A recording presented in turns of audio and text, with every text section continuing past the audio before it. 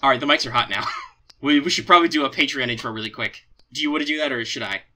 Ooh, my mic's low. Reduce my mic levels. This is live recording, because guess what? We realized it's a pilot, and we realized we were doing the show, but we weren't actually doing the show part of the show.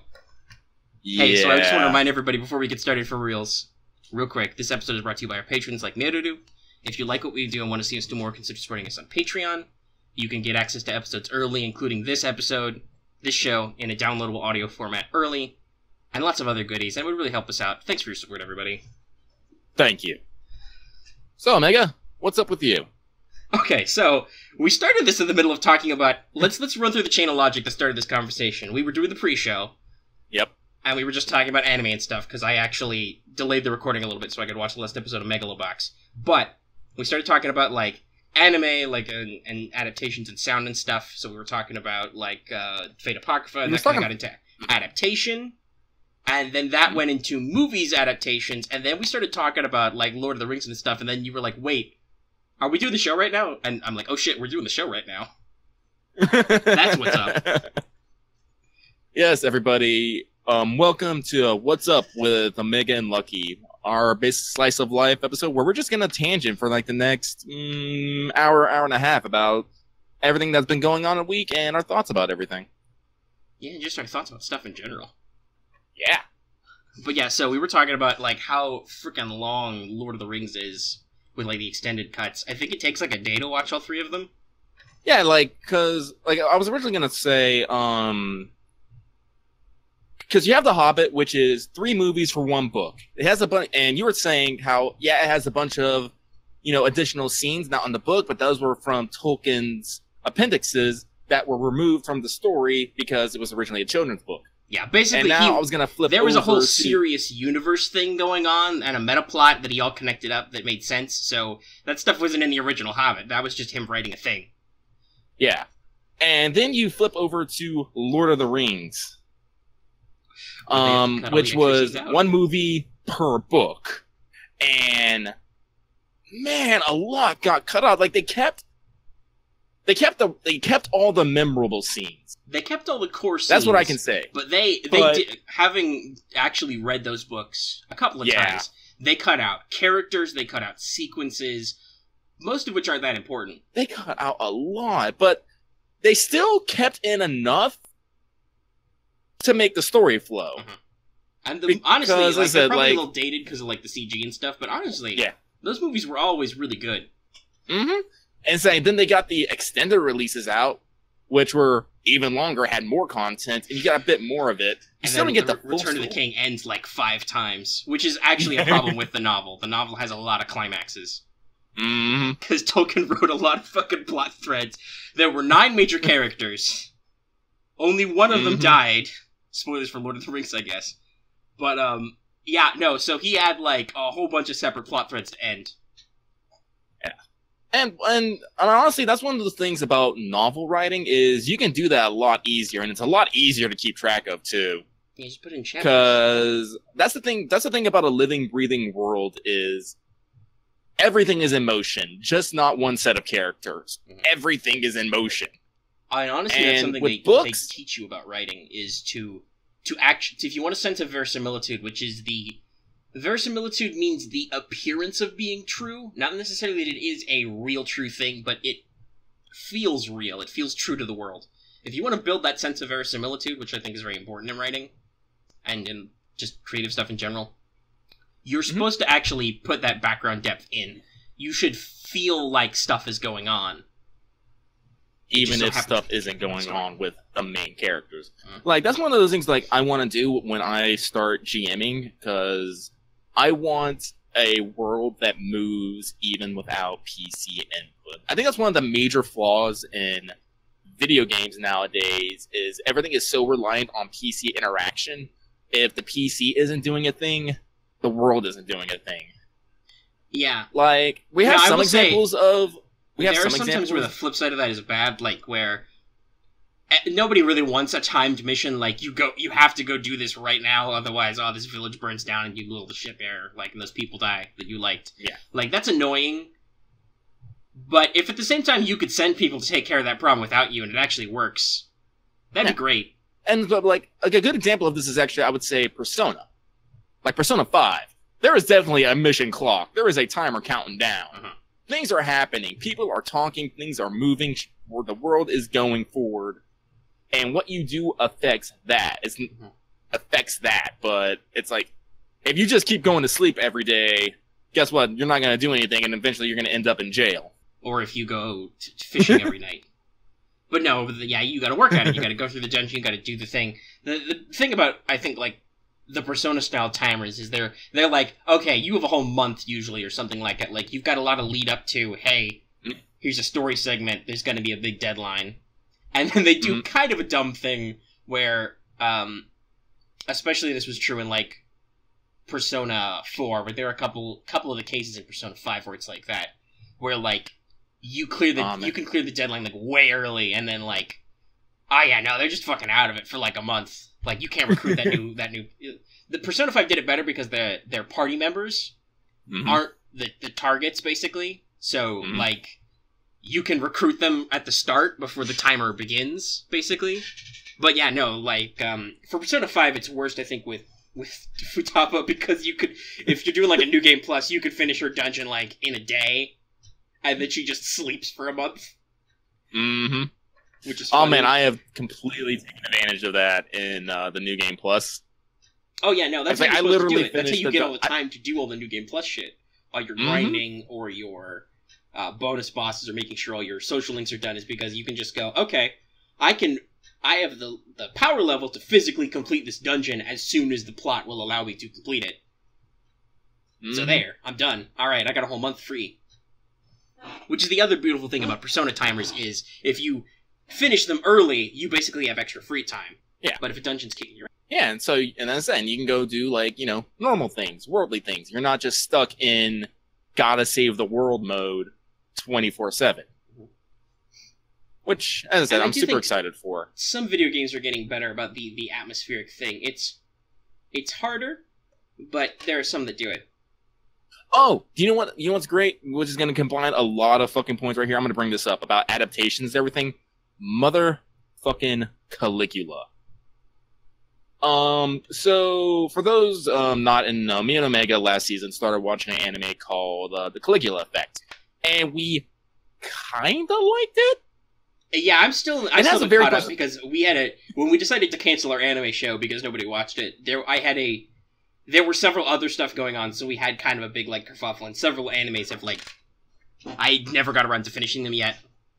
Like, Caligula's one of them. I think I'm still only, like, halfway through. I'll get to it. Like, I won't spoil anything, but I am gonna say... I have not yet seen a lot out of this season besides continuing shows that I'm super interested in yet, so I got a lot of free anime watching time on my hands. I'm actually stockpiling. I'm gonna, like, just binge watch one day. But the Caligula Effect, I think, is another key example of adaptations, because us watching, like Lord of the Rings and The Hobbit, we know both materials. When we watch the Persona animation, we know the game and the anime. With the Caligula Effect, we didn't know the original game, so we're basically only in the US. It was an obscure Vita title. Yeah. And so just watching the anime, we're like, this is intriguing, but what the fuck is going on? That is like the mood. The entire anime, it goes like straight to the end. There are wide ass plot holes. Characters just literally appear. Almost no explanation why. The battles seem weirdly sparse. The tension is just, it's not even a roller coaster. It's like just... I gotta be honest, what I watched of it, it seemed like they knew they only had one season. They only had one core. And so they cut all the gameplay out. Anything that could have been a gameplay system, they ignored. So you fight a couple bosses and just, playable characters just appear and get powers like halfway through the season for no reason. Yeah. But ironically, the player character is the last one to get powers, even though obviously, because he would be playable, you'd get them first. But this was all very interesting because around the time that this anime was airing, the remake of the Vita game, which is called The Caligula Effect Effect Overdose was being released on the PS4 in Japan. I think it came out like a month or so after the anime aired. Yeah, something like that. And so I'm literally just looking at this anime and like, this is just a big marketing campaign to get people to buy the damn game. And I think it's worked. Because they announced that the game's going to come out in English and we're both going to fucking buy it? Oh, no, I'm getting to that. But, I'm pretty sure people are buying it who don't know the game because they just saw the anime and are like, I need to know what's going on right now because I'm so goddamn confused. That's the reason I'm going to be buying it. I'm going to be buying it because it's been announced. It was only announced like a few days ago that the Caligula Effect Overdose will be released in North America on February 15th, 2019. So it's like I'm like scratching that on my calendar. I'm going to get to the bottom of what the fuck just went down because I finished the anime. I'm all like, I still have so many questions.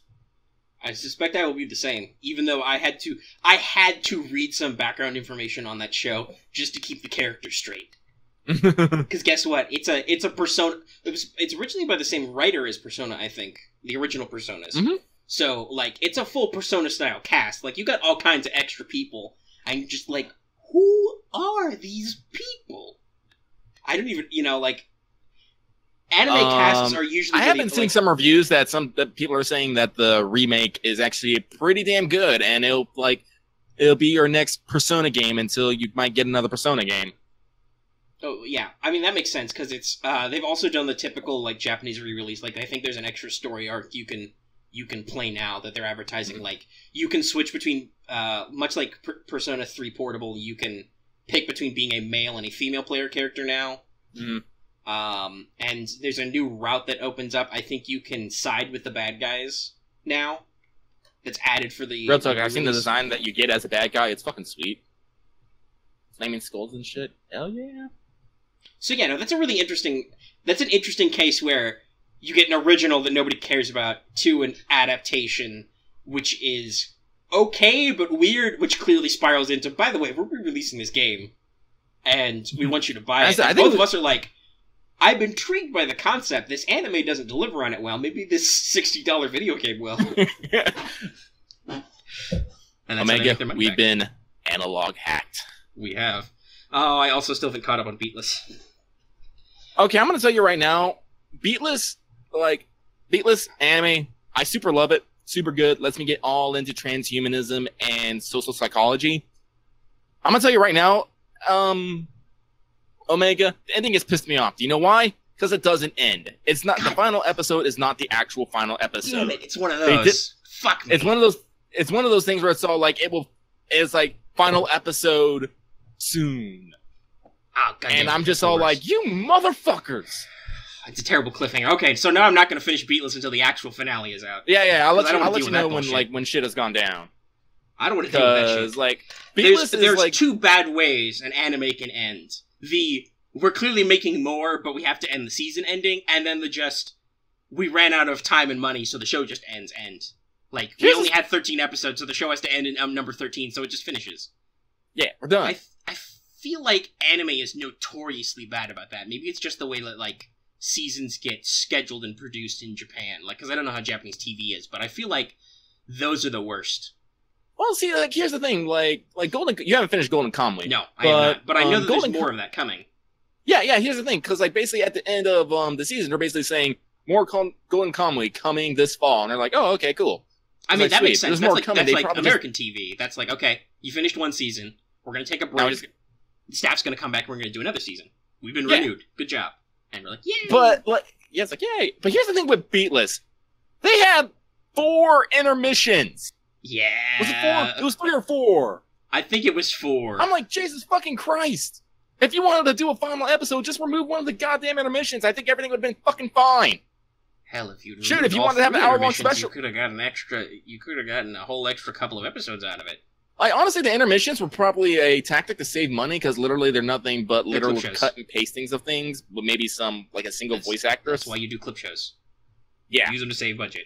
I don't know what they were spending their fucking budget on, though. The show wasn't really...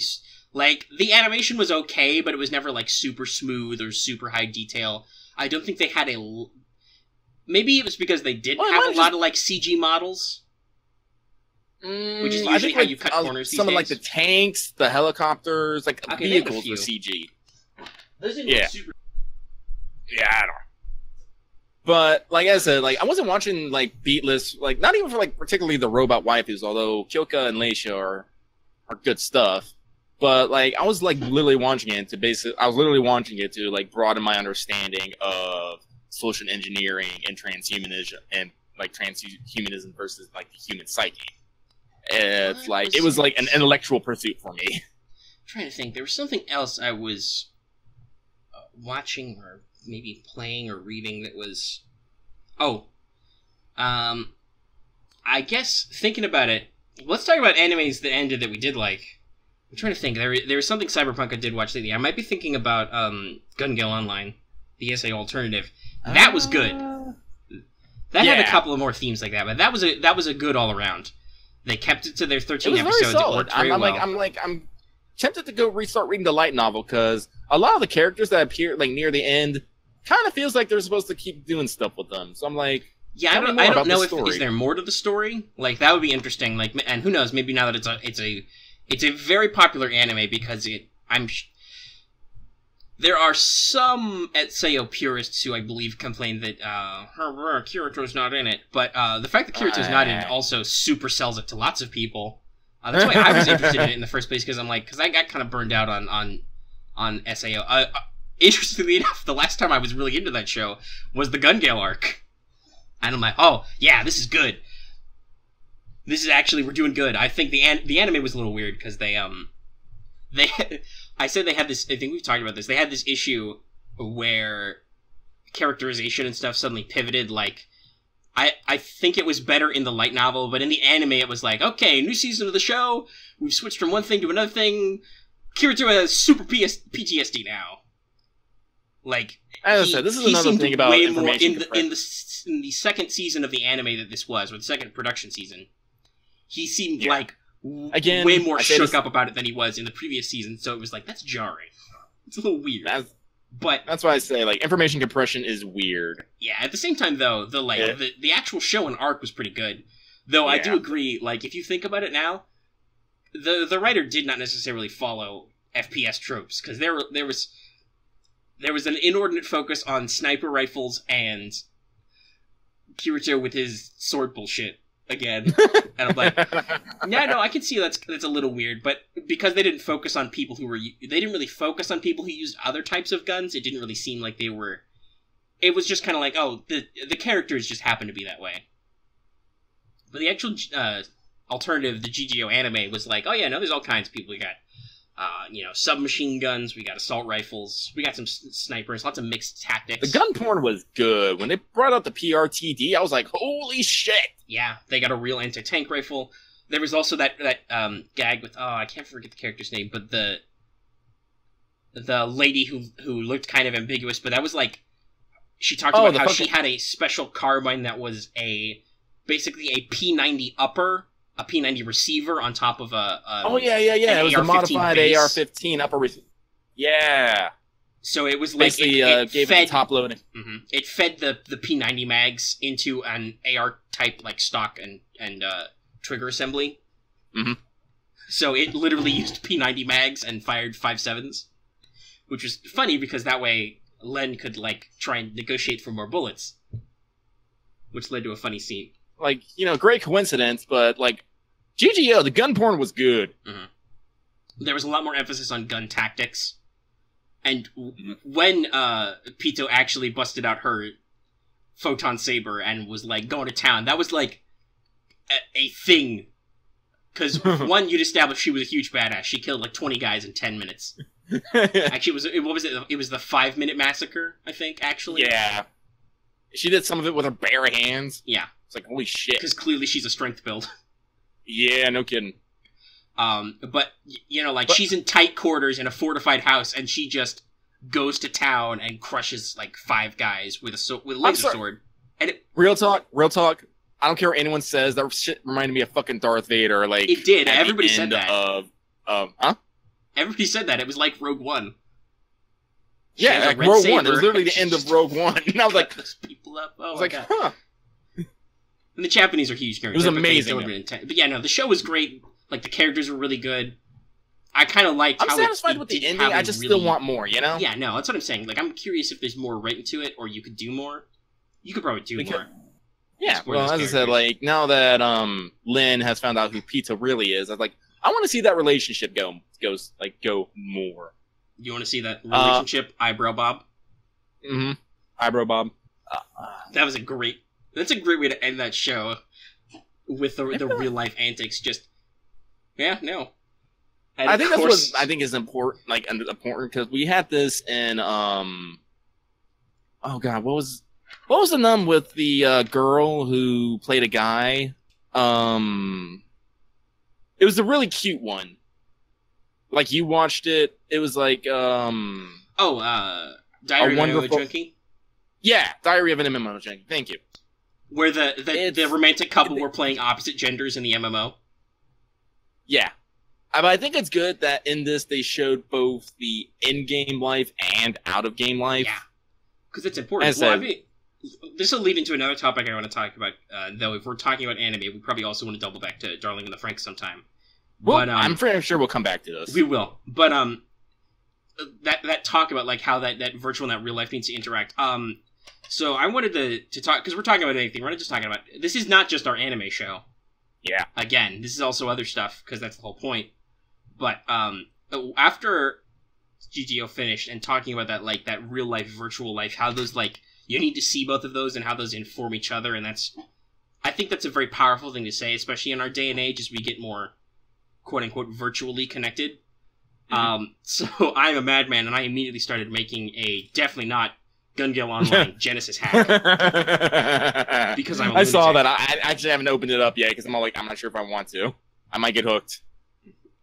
Right now, it's mostly just a description of a world and there's some archetypes and stuff because I'm doing it in order, and then there's like a big list of guns, and a small, not yet big list of talents. But yeah, no. So like I was immediately like, oh my god, one, you could totally translate this kind of gunplay action to a tabletop, I think, and Genesis is something I've been really liking a lot lately. It's Fantasy Flight Games' generic version of their Star Wars RPG. Which is really good. You kind of got to get over the hurdle because they use their special narrative dice. I really like the narrative dice, though. Yeah. It's a little different, especially if you have played other games. You kind of got to wrap your head around it. But the one thing it does best, I think, is it creates a lot more states of both success and failure.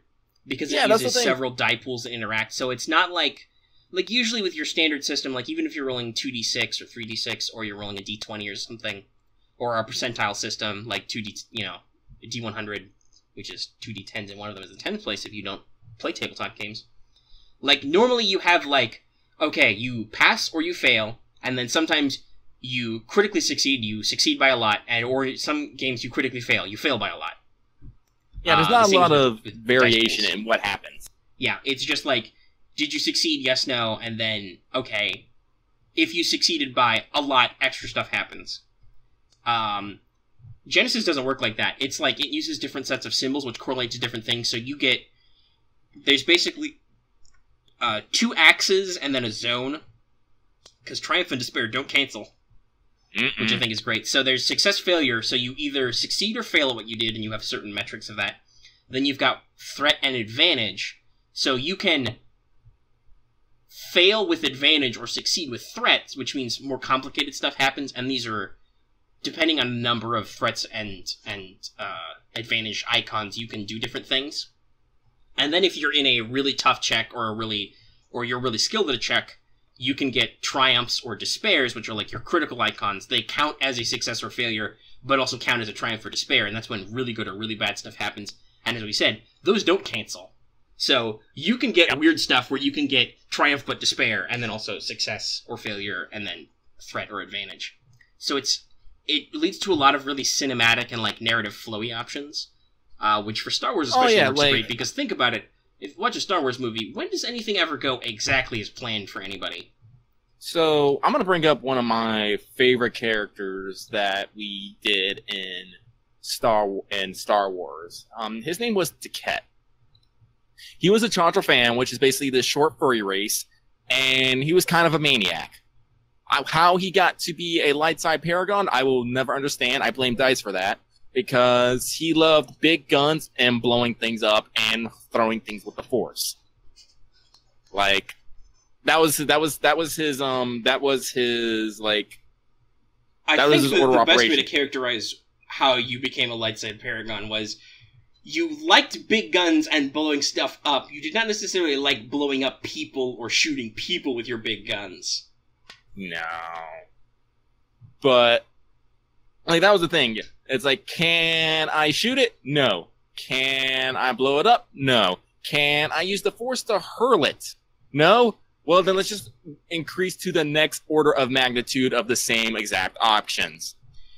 Also, Jaquette involved a lot of you running your mouth, because that was the character, and also that's you, and then just, I'm gonna roll some dice. And sometimes it works, and sometimes it doesn't. And that was the great thing. Like, the scene that I'm thinking about immediately is one time Taquette and the crew, because it wasn't just Taquette, it was also Bex, the Dr. Murderbot, and what was Kirby's character? Zersh. Was that the Verpine? Yeah, Verpine. Yeah, it was the Verpine, who was our ace pilot. But basically we had joined up with some rebel forces to do some I can't remember what exactly it was, but it was like some starfighter testing or something like that, and we got fucking ambushed. So Taquette decides to run a diversion, and while everyone else can escape, and literally has everyone on his ass, including an Inquisitor who knows you're Force sensitive and is hunting you. Yep, shit is getting real. And so I do the best thing I do, and I literally dump all the proton torpedoes we had out the hold and try to shoot them so, I can make an explosion and make my escape. That shot did not go super great. I made the shot, but because of how I made the shot, my own ship got caught in that explosion, and I had to make several checks to not die. Keep in mind, you were flying the main ship, the Hot Getaway. Yeah. And you were not good at this. That ship. That was like the best name ever. It's like, we just stole this ship. What would he name it? Hot Getaway. And you were not the pilot, as discussed. You cruised a lot on a naturally high agility and some Force dice. Yeah. So you're flying this thing, you're being chased by a couple of, fast-moving Imperial ships. You had a couple of, NPC droids who were just minding their own business, which is, by the way, why that shot was bad, because you had one of your just generic minion droids shoot it by itself, so he wasn't good. It was still cinematic as fuck. No, that was your desperate plan, and then you had to do it, but you got out of it. I have lots of other characterization moments, but I think that's a good example of dice in action. Yeah, like I said, that's one thing I have troubles with, games like Pathfinder, especially with, GMs who don't want to necessarily make more work for themselves, is that Genesis will make it a lot easier for you to craft a cinematic situation. Mm-hmm. It gives you the guidelines. You have to get used to spending threat and advantage, which can be a bit of a hurdle, and sometimes you're just like, fuck, I don't know what goes on, just get some strain or something. But if you... It's there's always options. And want to build more dynamic options and also have them have a mechanical meaning, it's real easy for that. So that was what hooked me. I'm like, you can definitely do a tactical gunplay thing. You pick the right talents, you design the gear the right way, because there's lots and lots of different weapons which do minute little things in Star Wars. So you can definitely get some different levels of gear for different costs and uses. Mm-hmm. And I applied some special qualities and stuff to that. But so that's what set me off. And also I thought the theme of this has to be real life and virtual life can countermingle. You can work through your real life shit in a virtual life, and sometimes your virtual shit comes back to you in your real life. Which, by the way, one of the ways I did this was I made so some talents are only applicable in VR, but most are not. They're applicable in both your real life and your fake life. So you can train skills and talents in virtual reality, and then they matter in real life. Though I didn't, like I said, I haven't gone fully in that because obviously the anime stopped. So I've been busy with other stuff, because the other Genesis thing we can talk about is we're gearing up for our other Genesis campaign, which is I wrote a mecha setting and a whole bunch of rules about, and we're actually getting motion on that. I think everybody has mostly got their backstory and stuff filled out. I wanted to kind of record that, but we just never made the time to all sit down together for that, so Yeah, it was kind of hard. Everyone's like me, like honestly, it's gonna be like with my new work schedule. It's like really hard for me to like be up later. I decided like I'm gonna have to start doing things earlier, like around this time that we are now, or maybe a little bit later. Like 3 o'clock in the afternoon. Yeah. Well, I mean, yeah, we'll have to find some people and organize some things. But yeah, so basically that we got a lot of the backstory stuff done, got a lot of our characters done. I'm fucking like really, I'm really hyped for it. That's good. It's like it's getting there slowly. I'm getting into it because now I've started actually. Now that I had all your background notes, I can finalize a lot of stuff. Like I can finalize like adversary design, both like mechs and people, and kind of like how their themes play off your character themes and other stuff like that. That's always the really interesting part. Yeah, I'll tell you about my character a little bit. So my character, basically the setting is there was a great war between humanity and an extra-dimensional alien species called the Adventus. Yes. Adventus. Yes. And my character is a love child between the two races, which is not. Well, I guess I can't say it's common, but it's not unheard of. No, it's a thing. And there are major setting characters who are Unity. Which, yes, by the way, it's spelled weird, but I'm the pun is on Unity. I'm not necessarily original. This is a very anime setting. Oh my god, it is so anime. It's I put like. It's funny. Well, we can actually, obviously, I'll let you finish, but we can clearly fork this into Frank's because holy shit, I wrote this setting way before that anime aired. But oh my god, the themes are so similar. It's almost like we're writing these stories from the same place. Oh man, we're gonna talk about Darling in the Franxx in a little bit, but actually, shoot, I kind of want to talk about it now because then we can go. You know, we're gonna talk about it now. We can go back to. Okay, sure. We can go back to Sky of Hope. Yes, by the way, it's got a super generic name. I'm not always good at names, but it encapsulates my themes in the most direct sense I can. Oh yeah, Darling in the Franxx is over. Yes, and I'm gonna be honest. I think it was good, but I don't think I would rewatch it. That's the yeah. I'm trying to. Now that you say that, you're dropping a thought on me, which is kind of the point of the show. I'm thinking about it, and yeah, I don't. I mean, other than maybe I would rewatch watch the early episodes to look for like clues and stuff to later revelations. But yeah, you know, once you watch it, once you've experienced it and experienced those kind of twists and turns, there's not necessarily a whole lot of need to rewatch it. Yeah, and see, that's the thing, like, with other trigger animations like Kill la Kill and Tinkin' Toppa Gurren Lagann, I can pop that in and have a fucking heyday, like, almost... Well, the thing to remember about Darling is that it's not pure Trigger. Like, there was a lot of Trigger in the writing, that's for sure. And especially from Trigger, there's a lot of old Gynax in the writing. But... Oh, man! It's still also an A1 Pictures collab, so it was not a 100% Trigger project. Yeah, and so like, that might explain it some definitely became noticeable that like it was Trigger-ish, but it wasn't full on Trigger, and I think that might have been more to its detriment. Like it was going places, but I mean, for rewatchability, yeah, I'll say that because I'll be honest. One of the things Trigger has always done is like big over the top action scenes. Mm-hmm. Now, obviously, we talked about some of which we talked about Fate Apocrypha on the mics, but like. Some of that had some good action scenes, but they were obviously working at that. Darling in the Franxx does not. The focus is not so much on the action, which I think does hurt some of its rewatching because, like, the scenes are good, but they're not necessarily cool to watch. Like, there are a couple moments, but they're not like they're not like a really big build-up. There's no like attack name they shout over and over again. There's no like cool animation sequences.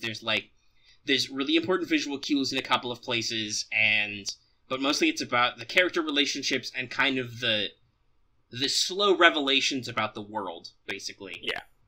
Like, the first episode, honestly, probably had, like, one of the best scenes of, it's like, when 02 is pulling Hero into the cockpit, and everything's slow-mo, everything transforms. Like, when they finally reunite later, that was another good one. But I don't care. Like they needed to hook you into the early episodes so you actually watch the fucking show. Yeah, they got me. But like I will say, the end though, the golden Starlitzia doing the Gynax pose. Oh yeah, no, it's a good ending. Yes, and it's very trigger. That is classic. But also, trigger. it's at the same time, it's a little slower paced though. They like go to space. They have a big cool battle, and they're like, "Okay, bye guys, go back to Earth. We're gonna stay in space for a long time." Like that's thematically, it worked very well. Mm-hmm. But at the same time, it's like, God, that really slowed down the action though. Like the action climax really was the battle at Mars, and then like, okay, let's do the thematic climax. But the ending was good. It had an ending for sure, and it had an ending that didn't make me want to die inside, which is a real danger with this type of show. You're just kind of like, ugh. But like I said, I'm glad. Oh, like, I'll make sure you like finish reading the 4 Coma Omega. Like that's finished too. I gotta catch up on that. There's probably a couple of those that have come out. I have not. But by the way, that's another thing. The Darling of the Franxx 4 Coma, great. It's super hilarious. But yeah, so like Darling was good. The only other one that like kind of makes me think of when it comes to trigger works is Kids and Naivers, which maybe not a lot of people know of, which is another trigger work, which I think is really good. It doesn't so much focus on like action and comedy like normal triggers, but more interpersonal relationships and discovering yourself. I have heard of Kids Naiver. I think the thing that has made me hesitant about watching it is usually when people were talking about that show, they would do the thing I was talking about, where they're like clutching their chest, going a little bit.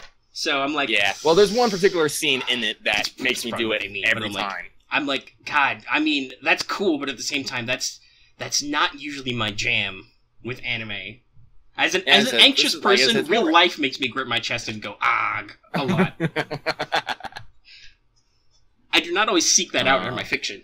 Yeah, though I gotta say, I once again, I do feel like you and some of our community members overblew some of the. Like, that's why sometimes I was slow about watching Darling, was like, people were like, oh my God, it's so sad, I want to die. I'm like, I'm like, oh God, okay, I gotta psych myself up for this. And I watched it, I'm like, it was a little sad. Oh, like, I have to tell people all the time, Lucky only has 2 settings, 0 and 11. Yes. Well, it's good, though. That means you don't have negative settings, because, boy howdy, there were a lot of people who were negative Nancy's about Darling. Oh my goodness. I remember, like, right at the beginning, it was, oh, this is just an Evangelion clone. And then when, Ichigo, like, people were sending death threats to the VA, and... Which is dumb. It's like, oh my God, people Because guess what? It gets resolved in the next episode. Like, calm the fuck down. And also, there was some... I don't know if you want to comment on it, but I feel like our audience is probably really safe about it. But there were certain aspects of the Western audience who were like, this is right-wing conservative propaganda. You should have a traditional family with babies. I'm like, oh, actually, that was it. That's what I remember now. Franxx has actually covered a lot of, like, deep transhuman themes. It does, really. Yeah. It talks about a lot of classic sci-fi stuff, like, with, like, human immortality and stagnation and, like, the energy stuff. So, like, that was what I was thinking of when I was thinking of, what's the anime I watched that actually turned out to have a lot of those types transhumanism. Yeah, it did. It was literally transhumanism. Yeah, it was like, which is, by the way, like, I don't think it's right-wing propaganda. It's just speculative fiction.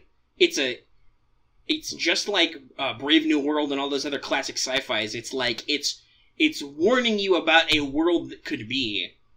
Like, if you want to talk, what's freaking 1984? Lucky, I'll say you like this. Like, what do you think the ultimate message or theme of Franxx is? Because to me, it's like, relationships are important, but they have to be, like, real relationships. They have to be true. Because there's a couple of matchups in the show that don't work out because the people in them are not truly complementary to each other, right? They truly don't go together. So their relationships fail. Say, like, I remember, like, I was, like, at first, like, super upset with the Kokoro Futoshi breakup. Mm-hmm. But, like, seeing the end of everything and seeing everything, kind of made me expect... And Futoshi accepting it too, I think Futoshi's not a shitty person about it. He does what's a remarkably mature thing, which is like, no, the girl I really likes this other dude. They're not trying to hurt me. I want them to be happy. And then when their happiness is stomped on by those damn dirty adults, he gets upset. He is as upset as anybody. He is like, this is wrong. And that's one of the things I feel like kind of got overshadowed by everything is honestly is like some of the other pilots.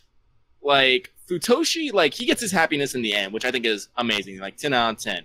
But like him like literally overcoming like his broken heart, because I will say Futoshi was probably the first one to actually experience love. His love for Kokoro. He gets his heart broken But it comes to grips that's with the thing. it. It's his love is a very like an innocent, like an adoration, like not Yeah. It wasn't deep. It was just, oh my god, this girl is just so perfect and wonderful. I want to be around her all the time and do everything with her. Mm-hmm. And Kokoro was like, this is not what I want out of a deep relationship. I want to make babies. Yeah, Kokoro got a little baby crazy. I still think she's a little. It stayed a little baby crazy. They were on what, 4? Yeah. When the show ended.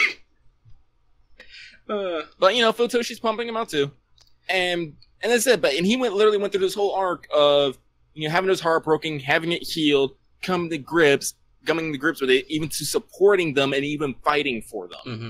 It's like he had this whole character arc, kind of just sort of pushed. I want to say pushed it aside because you see it, but never really like dwelled upon. And like a lot of people, I think, complain like, "Oh, Kokoro is pregnant; she can't pilot the machine anymore. She has to stay on one." No.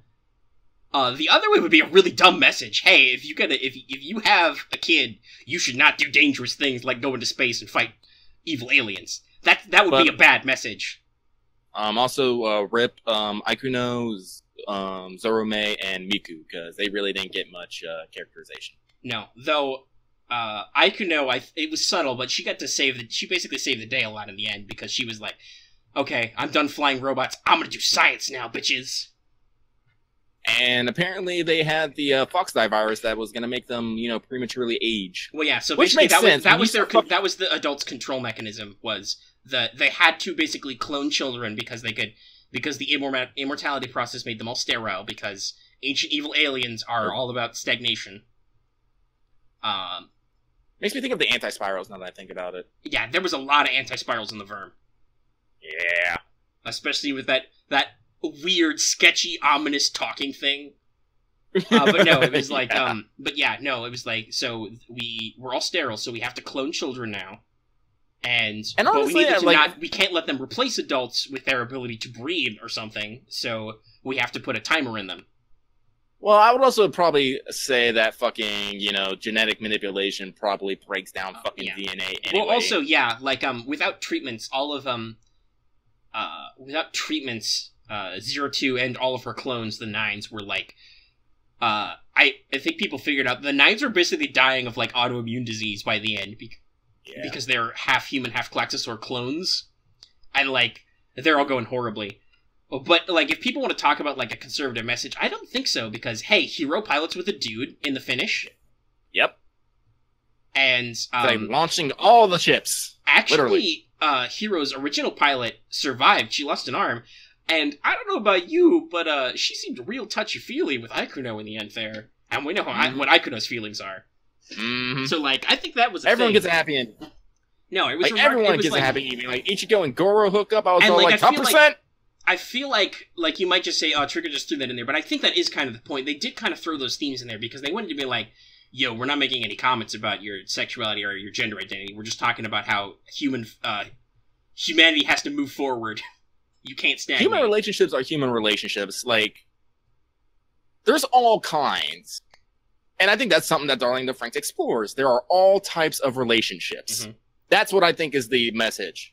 And I think what they said was the important thing was you have to have a compatible relationship, like I said before. Like, like Ichigo and Hiro doesn't work out because just their personality types don't mesh, and Hiro just doesn't think of her that way. Well, here's the thing. You can also say that, like in the beginning, 02 and Hero's relationship didn't really work out because they weren't communicating. Right. They weren't they weren't connecting properly. They just cruised on this whole Darling thing. But they built up. They tore down this barrier and like, hey, yo, let's have a real conversation, and it worked out, and they were super happy and stuff. Ta-da! Wrote a storybook and everything. Mm-hmm. Which all of humankind preserved as like their first storybook ever. It's really great. But like, but also like. Ichigo Ikuno doesn't work out because, well, hey, guess what? Sometimes you meet people in life, they're not the same sexual orientation as you. That can make a romantic relationship hard to work out. As far as we know, Ichigo is interested in boys, Ikuno is interested in ladies, and they kind of have to like accept that like, okay, so we can't work out in this sense, but Ichigo's not like, you're weird. She's like, I totally understand you because I understand this unrequited direction of love. I've been there. We can be friends. You It's like, accept, for if being you accept hormonal that I can't like you in that way, we can be friends. I am going to say, though, like, for hormonal teenagers, they got mature real quick. And I think this is also in part of the setting. Especially, like, when shit starts going down and they all have to grow the fuck up real quick. They grow up in a lot of ways. That's real life shit, too. Yeah. It's like, you will hit points in your life where suddenly, you gotta learn to be an adult real quick. Mm-hmm.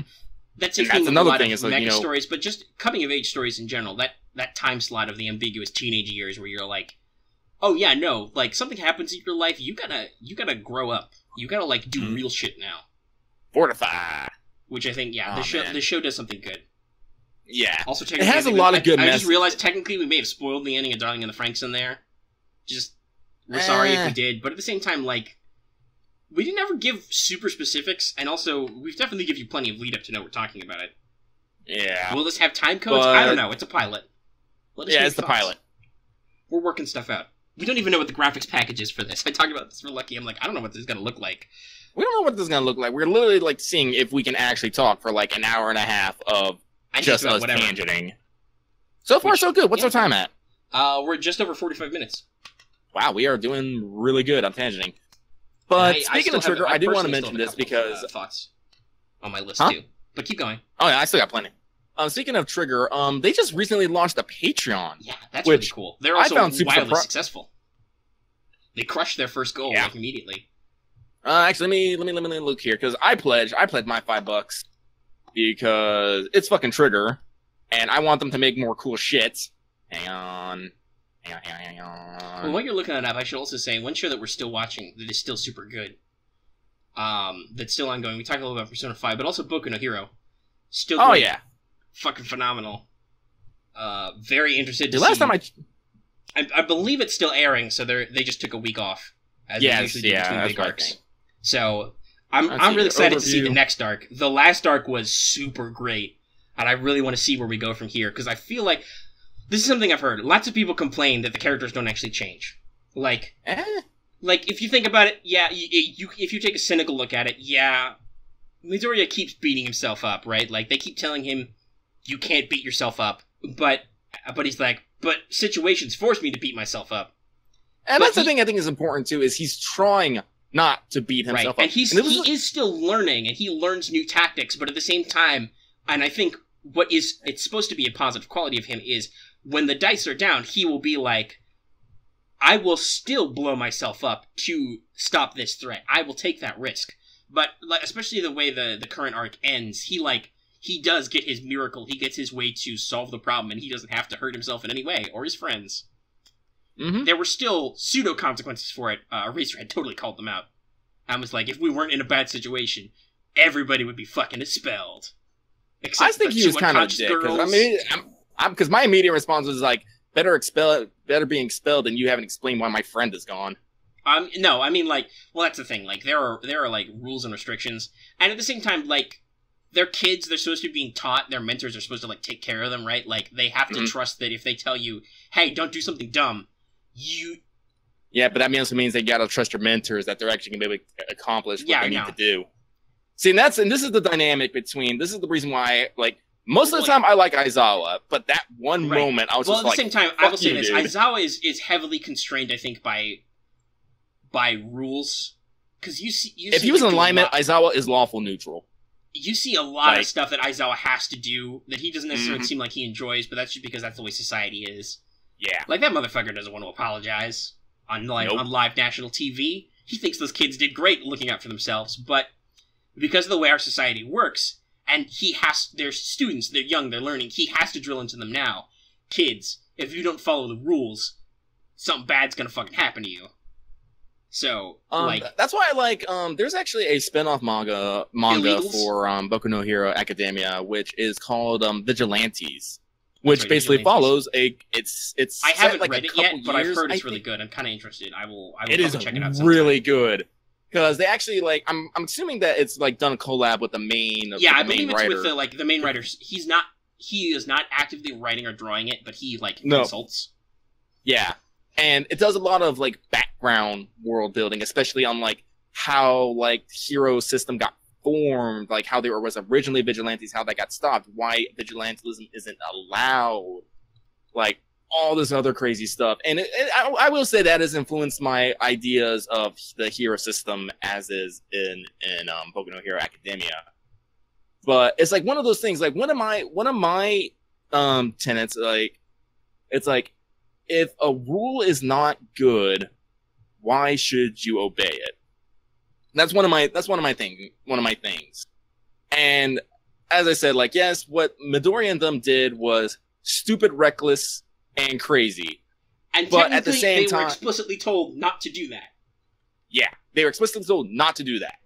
Not to go out. They also saved the Leave fucking it to the thing, adults. which is, I assume, what you're doing. Yeah. You're saying that they're gonna save the fucking thing, which they did. They were incredibly vital. They extracted Bakugo, and that let All Might do the thing.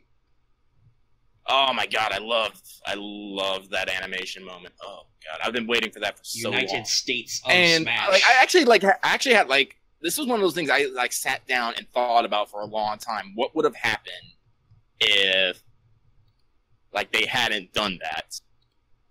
And as far as I can see it is the League of Villains would have beaten up Bakugo while All for One basically held off Gran Torino and All Might, and then they would have made their escape. Like, so that's probably what I see happening. Also, because All Might, I mean, I think especially with that confrontation, All Might still could have got him. He still could have got All for One. He could have. There was a pretty good chance, but it's once But for him to get him and live, because there were a lot of death flags. Like, yeah, that's a big deal, I think, in the story, that technically both of the last generation mentor figures are alive. Because All for One didn't die. I'm pretty sure he didn't die. It could have gone so, like, honestly, like, I can't like predict exactly what happened, but I have a pretty good feeling that Bakugo would not have been able to go home that day. All Might have been dead. It's oh my god! And so just to see like Aizawa, like I don't know, like I mean it's an empty threat because he even says I can't actually expel you because All Might just retired. Yeah, which does kind of talk about how big the stakes are in the situation. He's like, if the stakes were normal and you pulled this shit, you'd be out. But the stakes are real high, so we can't kick you out. Yeah. Honestly, if they had kicked them out, if they had expelled them, like I thought about this too, probably literally the worst mistake UA could have ever done. Literally expelling an entire class of A-ranked students who have way public renown. And that's why they don't do it. That's why they don't, because they're like, we can't cut you loose. You guys are very important. We need a new class of top-ranked heroes right away. Mm-hmm. Which is what this next arc is going to be. And not to mention, my original point, though, was Midoriya is fucking learning.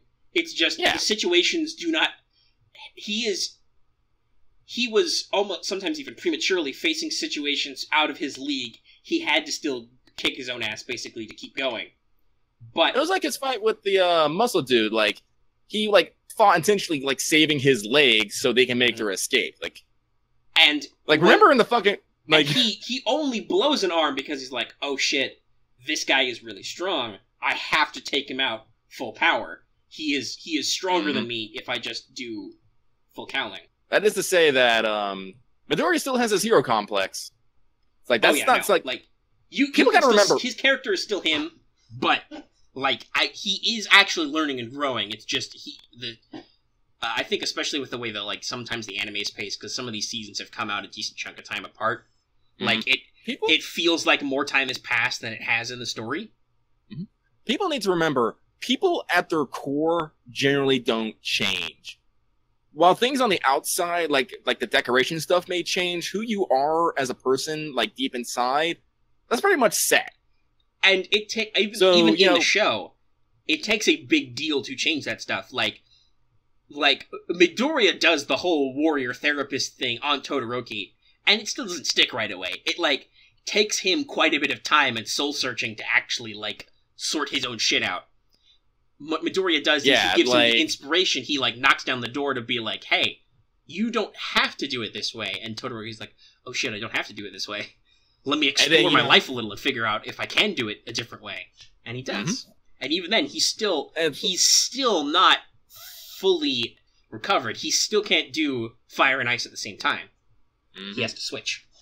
But he's working on it. He's working on it. But still, yeah, no, it's like he's doing a whole thing. But yeah, no, the show's real great. I love it. I can't wait for there to be another episode in the middle of the night tonight. Oh, okay. I'm excited. Oh yeah, I was looking at the Trigger money. Yeah, they I think it only came out like what, a few days ago? Yeah, I think I posted the news like yesterday. Yeah.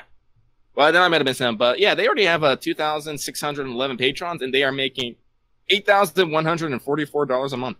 I'm really hoping that this means they make the origin stories of their other two characters. Like, because Trigger actually has 3 mascot girls. They're Trigger, Stock, and Trigger, Stock. God, what are their names? But there's 3 girls, all different designs, and they've done. If you've seen Space Patrol Lulico, which is another Trigger animation, it's like that's the origin story for Trigger. So there's still 2 more to do. And as I said, like Space Patrol Lulico is something that makes me laugh every single fucking time. That's because I think that's what's one of Trigger's strengths is over the top and laughing. Like, well, even their comedy is over the top. Yeah. It's like you see a lot, especially in like Kill a Kill, and Tinker Top and Gurren Lagann. Kind of, and definitely an Inferno Cop. Guys, if you haven't seen Inferno Cop, it's by Trigger. It's super fucking weird, but you need to fucking watch it and just die for a little bit. Okay? Just watch it. Also, the beautiful thing about Trigger doing this is like they're like full of disclaimers, like, "Hey, yo, this is an extra thing we're doing to like generate fan funding and like fan interactions, but at the same time, we got like ongoing projects, so we won't we are not guaranteeing that stuff will happen regularly. We'll do it when we can, but like they still blew up." Mm-hmm. Which is really good. Like honestly, like I think that's fair because like they actually mentioned it's like, yeah, we're kind of self-funding ourselves because we have ideas and we're not always able to get them out. So maybe this little bit of funding will help push like those new animes, those figures, like. Mm-hmm. Which I think is good. We want to expand our merch, we want to do more stuff with the community, and I think it's good that they realize they have a huge Western and otherwise international audience, and they did this on Patreon. Like that, I think is very smart of them.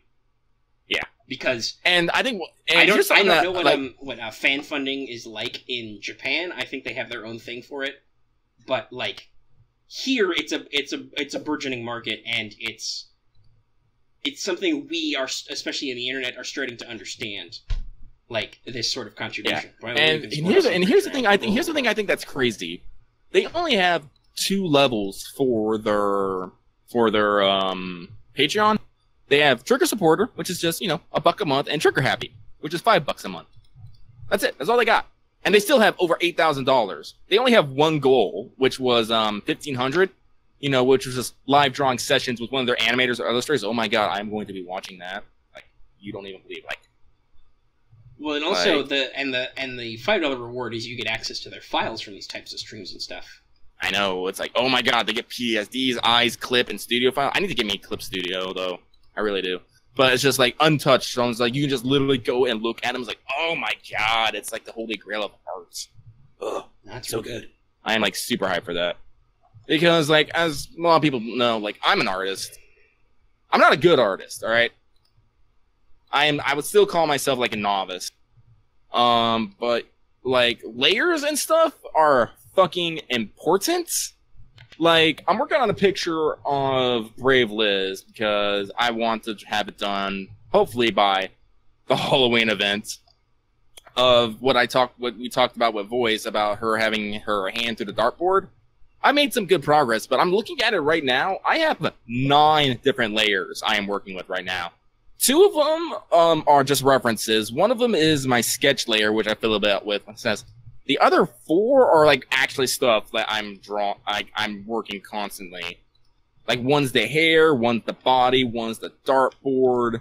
The other is the horns, which is like my temporary layer because I'm trying to like get it to look right while I work on it. It's like.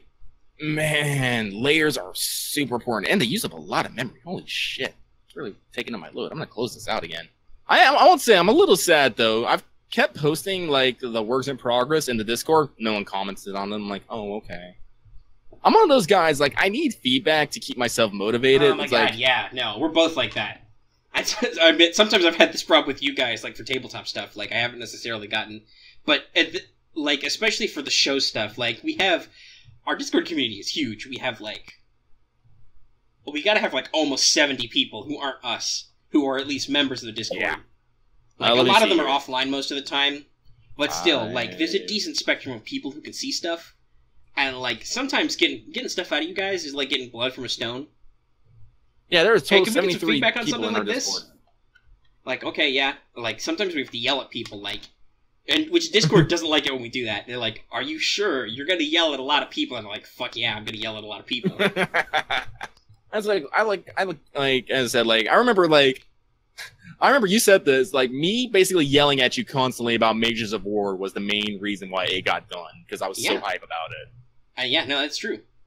That's like, Mages of War was basically Omega's inspiration from the Saga of Tanya the Evil, and there was something else you were watching at the time, and you smashed them together. What was it? I think I was, well, I mean, one of the inspirations was just Strike Witches in general, so I think I watched Brave Witches. I finally got to watch Brave Witches around that time. Yeah. So, like, basically, was it World War One or it was World War One? And then I did a lot of finishing work on the GM, which I still didn't get around to perfecting, but I did a shitload of work on the GM side when Violet Evergarden came out, because, yeah. Oh, that's what it was, yeah! That was, like, the second round of inspiration. Which is like, fuck, this is making me feel those, like, turn of the century feels again. I gotta work on this project. That's a lot of how I work. I mean, if you unpack it, like I said, the Sky of Hope setting, the Genesis game we're gonna run soon. I need to finish up a few more of my notes, but I can improvise a lot of stuff because I've been doing this for years. I think I've been GMing like 10 years now. But like when you guys hear it, if you can't from the description already, you'll be able to see a lot of the shows I unpacked this stuff from. Like, I think Darling in the Franxx really pushed me to finish up a lot of the work as a game, and like it helped me flesh out a lot of concepts for some of the stuff to be like, oh yeah, this is definitely a thing we need to do. I need to work out how I can do this sort of thing or that sort of thing. But I have an explicit list of inspirations and aesthetics. Like, hey, if you want to know what I watched that made me think about this stuff, check out these shows. Fun fact, it's a lot of Eric 7. I actually started rewatching that because I want to get through. Why, but that show really left an impact on me. Maybe it's because I watched it when I was young, and I actually don't watch a lot of mecha shows. Even though I really like giant robots, I don't watch a lot, because Gundam was always super intimidating to me. To be fair, Gundam... so many fucking Gundams. Yeah. I'm like honestly, I think the chillest Gundam series was probably G Gundam. And that's saying something. Mm. I eventually got into IBO because of recommendations from other people. I'm like, okay, so it's like a separate thing. I can get into this without any continuity, and I really liked it. I don't necessarily think IBO has like super deep impact on like how Sky of Hope turned out, because oh my god, where's the hope in that show? Oh god. I mean, it's there at the end, but at the same time, like IBO is a real dirty, gritty, like that's a very real robot kind of show. Like even at their most superest, those robots aren't very super. Mm-hmm. I like to tell everyone, IBO didn't have the ending you wanted, but it had the ending you needed. Yeah, I think I've agreed with that. Like, it has the ending that is thematically appropriate without being too bullshit for either side. Yep. And, okay, so there's a couple of resolutions that are a little but they went through some rewrites, so that's what happens. I think they weren't even supposed to have two, like, full-blown seasons, like not even two cores, but like two full-blown blocks, like 50 total episodes. They weren't supposed to do that, so obviously that's the whole thing. That's like kind of how Code Geass turned out. Their show was super popular and moved time slots, so they had to rethink a lot of their themes and stuff for the second season. Code Geass is another, at least for a lot of the tech and robot aesthetics. Like, some of the setting elements could be carried over, but mostly it's the tech aesthetics. Mm-hmm. Anchor cables are just Slash Harkins. It's just, Slash Harkins is a weird, dumb anime name. They're anchor cables, that's what they're for. The robots fly. Sometimes they need to anchor things. Also, you can shoot people with them and push them around. But no, like that influenced a lot of my design aesthetics in there. But yeah, no, I don't know why right. Echo 7 made such a deep impact on me. And I'm one of those few people who actually, I will say few, that I've seen anyway, who actually likes AO. Because I get that it has stylistic and thematic differences from the first series, and you can, some people, if you want to be of the opinion that kind of bums me out that it cancels out the first series. I'm like, the first series still happens, right? Like, it's still, they're linked stories with linked characters, but they're still two separate works that were made quite a decent amount of time apart. So I'm willing to let them kind of stand alone on their own and enjoy them each separately. And I really do like both. Though I will say, I've said this before, AO has one of those esoteric anime endings where it's like, well, he does the thing, there's the climax, it has the big symbolic meaning, and then it just kind of tapers off, because we ran out of time in the last episode. So it ended good. It ended. I think I watched all of the original release of it, but apparently they said a movie was supposed to come out later or a final episode like they're doing with Beatless now. And I haven't seen that, so now I'm like, fuck, I'm just gonna rewatch it all because if everyone knows, my memory is shite. Mm-hmm. And also they are working on, I think, like a recompilation movie thing, which is the thing we should talk about. That's a thing that anime does a lot, especially mecha animes, I think. Oh, man. Code Geass did that, and I need to watch the Code Geass ones, because apparently they rotate some things around.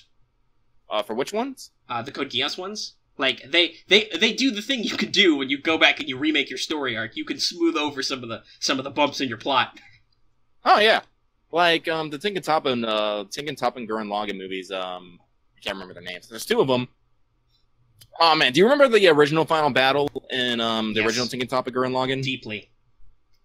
Yeah, they, took that final battle, and they went another level after that. I'm just all like...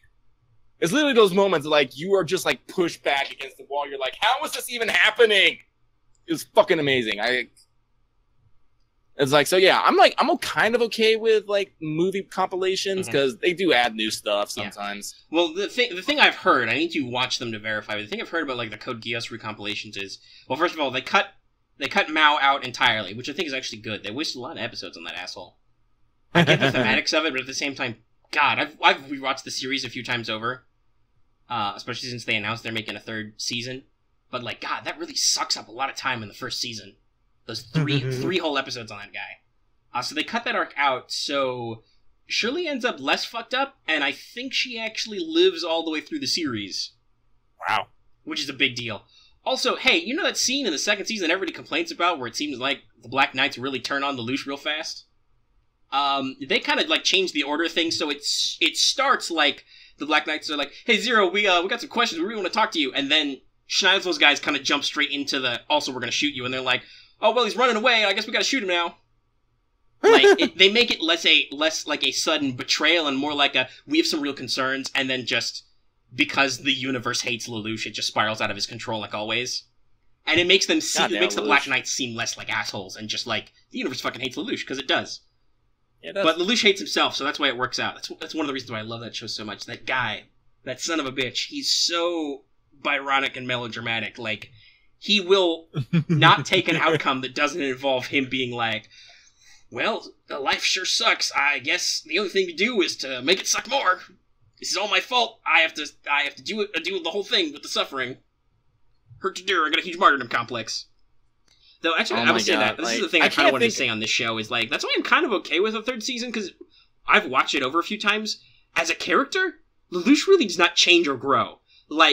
He realizes more things that are true about himself. He realizes how far down the rabbit hole he can go to, quote-unquote, destroy the world and make it anew. He realizes, oh, really, that wasn't actually stopping me. Oh, wow, there's literally only one thing I won't do. There's really only one thing I won't do, and that's to basically to hurt Nunnally, and physically hurt her. I think he emotionally hurts her a little bit before it ends, but yeah, he realizes that that's the only thing he will not do. Right? Literally, he will do all kinds of other fucked up shit. But he does not grow or change the character. His method is still to just scream down that slippery slope, yelling all the way to crash into a new world. So I think it's actually really interesting if they actually change, if his character can actually change and grow. Because like I said, he doesn't have an arc as a character, per se. So I think there's a lot of interesting things you can still do with that series. Yeah, it's gonna be good. But yeah, so that's... Let's see here. Oh, I remember. The thing about Code Geass, though, is unfortunately I live in a time of memes, and I can't think about Code Geass without thinking about Code Mint, which was the abridged series, which has some of the best fucking jokes I have ever seen in my goddamn life. I bet Soup is like, Omega, have you actually watched Code Mint? No, I've only seen some entirety, of the clips, like the Soup thing. I've only seen some clips. Yeah. Honestly, like, the show is Code Mint pretty is memey. Fucking everybody doing those fucking helicopter kicks. I might have to link you the playlist later, but like abridged series are just amazing. Like Hellsing abridged, amazing. The good Dragon ones Ball are Z amazing. Abridged, Yu-Gi-Oh abridged, amazing. Like people are really fucking creative, and I'm glad I live in this time. Yeah, I was there when that trend started. I haven't watched Yu-Gi-Oh! Unabridged in a while, but I guess that's just because I like my deep-seated childhood obsession with Yu-Gi-Oh! Is kind of tapered off, and I'm like, eh. Yeah, but it's like I still think that Little Karibo is a super creative guy. He did really good things with that show, and his writing is great. It's just like the subject matter doesn't appeal to me as much. I still watch the hell out of Dragon Ball Abridged because that's a team effort, and those guys are so on the ball. They got me to actually be interested in Dragon Ball Z because when I was a kid, Dragon Ball Z was like, that's like the extra mainstream thing, right? Like I'll say it was weird. I was a little bit hipster about it, but that's because I had slightly older friends who were really into anime, and they were like watching stuff that was like on Adult Swim at night and stuff like that. So it was like, isn't Dragon Ball just kind of people fighting and yelling and stuff? And honestly, the original Dragon Ball Z is like that's why abridging it I think is so good because they cut out a lot of fluff and filler and make it on point. And then added other stuff that made it more interesting. I've watched the actual Dragon Ball Kai release. That's actually okay. Like, I mean, you can clearly tell when they quote unquote remastered some of the scene slides. But when it's pseudo abridged in that way, when they cut out all the filler stuff, it's actually pretty good. It's on point. The manga was probably pretty good when it came out, but like the Team 4-Star got me to try that because I was like, wow, what you guys do with this series is so great. I wonder if the source material is still pretty good. It is. And then I've watched some of Super, and I'm like, Super's a little repetitive. I haven't finished Super, because they started doing the thing. I also haven't finished Super, because guess what? Like I said, it's a little repetitive. Yeah. They're doing that Goku's thing where the battle's taking fucking forever, and I'm like, oh my god, why? Some of the scenes look cool, and also, what's her face? The lady, like, the girl version of Broly, who is now more canon than Broly, because they're only just now bringing him back. Yeah. Is it They've Kale? actually said that next movie is gonna involve Broly. Yeah, Kale. Caulifla and Kale. But that's like, at least that character design, that's a super, like, interesting design that they did. And Dragon Ball doesn't always... It used to, but then it kind of didn't, but it kind of came back. Like, they've been kind of waffly on the strong female characters thing. But that, I think, is like a really cool concept they did really good with. And also, the design is just good. You know what I mean. Yeah. I am hoping that, like, going forward, we see more strong female characters and just more stuff. Just more strong anything characters. That's another problem that Dragon Ball has, is just, at least with the way Super seemed, is it got really locked in to all the protagonists were established, and so they just kept reusing the same characters, even though I feel like the theme of the manga was that Gohan was supposed to replace Goku. Yeah, that was the original theme, but Goku was way too fucking popular, and guys were just like, well, back. I'm fucked. They can't JoJo this shit. Yeah, okay. But anyway, yeah, so that's the thing. But yeah, so there's that. Man. Also, by the way, I think the recording is probably picking up. We've gone on long enough that now I hear thunder rumbling outside, so we should probably work to maybe wrap up. We're over an hour, so we could finish theoretically any time. And like I said, if the thunder's rumbling, we should probably cut it before my power does something dumb. Alright, well, I have a couple things I didn't hit on my list. Do you have anything any topics you really wanted to talk about you didn't pick up? There's something I want to talk about video games for a little bit. That's fine. My video game note is like pretty short. It's like if you want to ask me what have I been playing lately, so I've been playing a little bit of Game Dev Tycoon for the channel, which is a thing. We're doing those, but not a lot. I'm working on mostly just like so to turn it back to tabletop for like half a second. I've been listening to a lot of Apocalypse World APs. God, I love Apocalypse World. Yeah, it's a great system. You need the right group of people for it, but it's a great system. And just listening I to don't know if I'm the actual right kind of plays of person people for it. do Well, it, actually, I might be, because like, that's... my main character tick is I like stuff and I like bases. Yeah. Like, it has happened almost every game I played in with Omega is I start hoarding shit and I start trying to establish a base of operations somewhere. That's all right. I know you were the gear porn guy. I tried to put a little gear porn in my game for you, though sometimes I'm concerned about your desire to make the gear porn the focus, and I'm like, that's not necessarily the focus of the campaign. I know.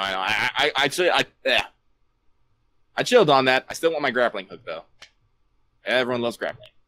Yeah, I don't think actually fucking useful. That's much like the rescue hooks in Mages of War. I've had thoughts about whether or not they should actually be personal grappling devices. There's a coil of rope now, though, like high fiber rope. But yeah, so Apocalypse World is a great game setting. I will say this: it's a product of its time. Like right now, especially with the way entertainment is involved, you might think it's a little try hard because there's a lot of like fucking and shit and fuck and murder. Like the rulebook swears a lot. It's in a very casual tone, and it talks about it's very open about a lot of themes. Like a lot of people are like, so there are sex moves. Well, first of all, it's a move is just a mechanic you do in the game, right? So yes, they're called the sex things are called moves, but yeah, there's a mechanic tied to if player characters have it's not necessarily always sex, but there's an intimate moment. But also it makes sense because Apocalypse World is like built to replicate TV drama. So yeah, when your characters go to that next level, there's supposed to be some kind of dramatic twist on it that changes your relationship. And all the classes, the splats as they're called, the playbooks are like different character archetypes in that world. So yeah, no, there's like they do different dramatic things. Man, I really actually like that kind of the game. Like, I think my favorite was our Urban Shadows, where I played Jack Carver. Yeah, Urban Shadows was good. We just kind of tapered out on that. Yeah, but he was still my favorite because he was literally like this ex-cop busted for a drug deal who traded his soul to a demon, and now was going around like trying to keep his girlfriend safe while fighting like extremist wizards and gangs. Like, honestly, I thought about that. If I ever am going to write, like, a superhero book or comic, it's going to be about him. I'm going to call it Jack the Reaper. It's going to be kind of like Spawn. Yeah, no, it was a good character dynamic. Urban Shadows is another... It's the same engine. They call them, like, Powered by the Apocalypse because Apocalypse World started it, and they kind of, like, open source their mechanics. There's a lot of games like that. On our channel, Monster Hearts, you can basically get a full story arc of that. I'll be honest, I don't think... Arborea was as good as the one we ran off mic, the other Seattle type one. Oh yeah, because that was just solid. That was just like music and like hot points. And that's one of my favorite campaigns that was ever been like complete. That was well before we were recording games. But yeah, no, it's good. But I've been listening to a lot of Apocalypse World APs, so that's like real deep to me. So I turned on my PS3 again, and I'm playing Fallout New Vegas again. That's what I'm doing, because I love that game so much. It's almost 10 years. Bethesda. Give me my fucking HD remake. And do console mods, maybe. So I can... Maybe. Actually, I don't know. I don't know if console mods would actually help me. Because I don't... PlayStation's a little sketchy with, like, adding new assets. Which I can kind of see why they are. Like, they want to keep positive control of all the software elements. They're like, whoa, like, don't go inserting rando bits of code here and, like, making new models and stuff. Or alternatively, like, are you supposed to be doing this for free kind of thing? You know what I mean? Like, like they're a Japanese company, so I think they have different opinions on some of this stuff than some of the Western stuff does. But, like, so maybe the funnest mods would not come, but still, like, just give me Fallout New Vegas again. Because I want to be able to not have to switch to my PS3 to it. And God knows you probably won't make it more stable, but if you could make it a little bit more stable and, like, tighten up some of the stuff in there, make it HD-er. To quote a meme, is this a bug or a feature? Yes. Yes, but that is how Bethesda responds. Yes, it is. Because, God, that game is real clunky. But I just love it so much. I love different styles. I love... Talk about gear porn and hoarding. That's how I am in video games. I don't play enough tabletop games, I guess, to be that way in them, but, like, almost always I play a character who has, like, gotta have high guns and high repair so I can make my own ammo. High survival and, like, high science so I can make my own chems and other shit. And food. Because honestly, even if you're not playing hardcore mode, food is great because they're it's a lot cheaper than fucking stim packs. So if you're not in a fight, And you can wait like 5 minutes. You can get a fuck ton of health back that way. It's like eating cheese wheels in Skyrim. Which is another thing. Skyrim is, I'm like, oh my god, that's another game I'm bad at that I spend hours playing because I crack the fuck out of everything. The fact that they can give me 3 houses, I immediately buy 3 houses and I build 3 different houses with different thing in them. But yeah, so I just, from listening to Apocalypse World, I'm like, fuck, I gotta go post-apocalyptic. So I'm just playing New Vegas now in my free time when I'm not nose deep in my grind in FGO. We're playing Girls Frontline. I guess I'm technically playing post-apocalyptic because I'm playing Darksiders 2 right now, the definitive edition. There is an apocalypse in that. Because, actually, I'm gonna use this to segue into my next topic.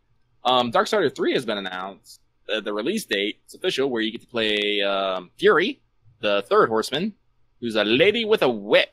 But I was looking at this, and I started looking at all these other game release dates, and I am like literally fucked. My wallet specifically for like the next, once September hits, just royally fucked. So all y'all listen to this, okay? These are just the games that I want. This is on our list. It's just the games that I want. So September 4th, both Dragon Quest XI, Echoes of a Lucent Age, the game that took forever to come over here to the west, but finally is.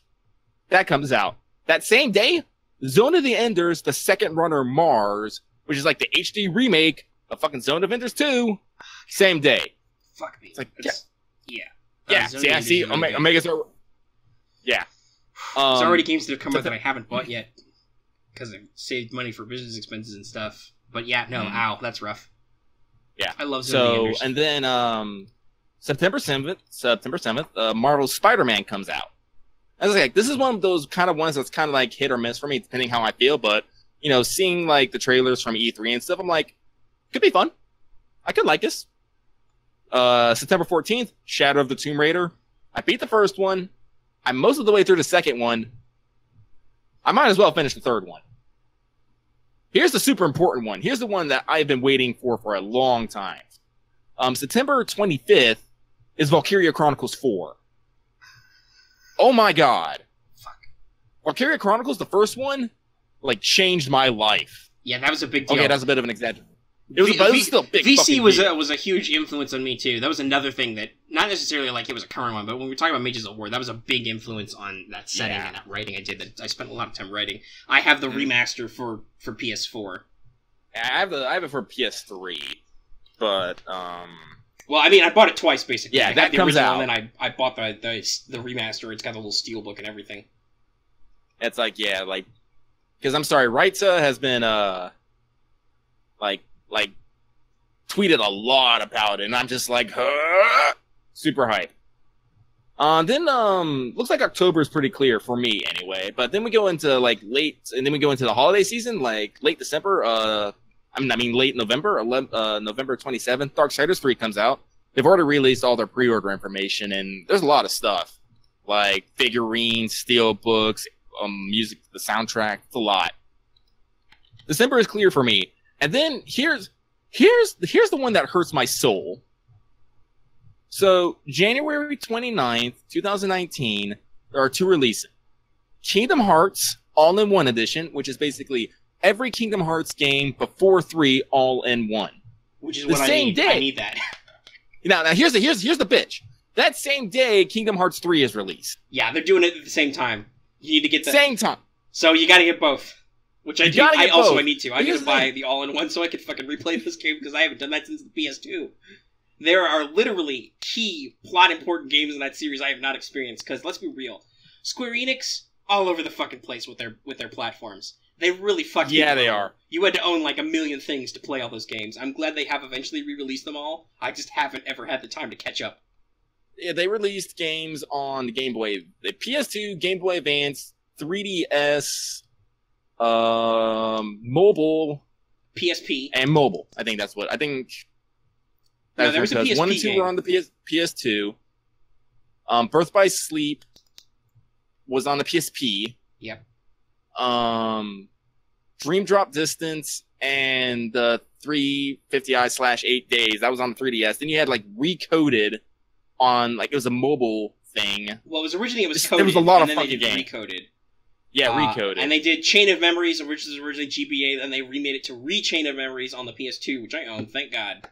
Thank God they did that. I was able to actually there's a lot of fucking shit. But then 3, same thing, because I would have liked Kingdom Hearts All-in-One like a month earlier. I would like it right now. If you have it built right now, I'd love it right now. Yeah. Because guess what? How many fucking games there are and how long they take, we'll be playing that until, if we started it right now, we'd be playing it until Kingdom Hearts 3 came out.